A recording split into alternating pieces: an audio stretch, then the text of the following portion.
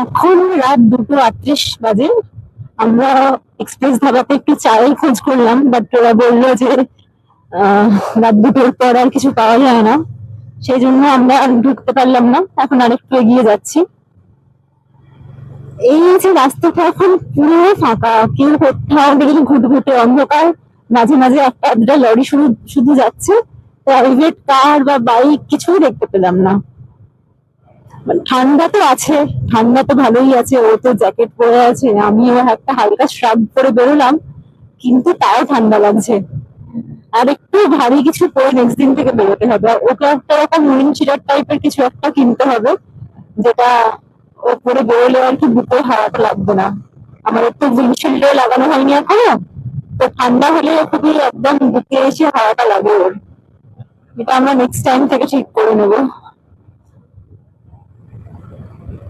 বাহ, এই ব্লু আলোটা তো সুন্দর লাগছে ক্যামেরায়, দেখতে ভারী সুন্দর লাগছে, মায়া মায়া পরিবেশ লাগছে পুরো।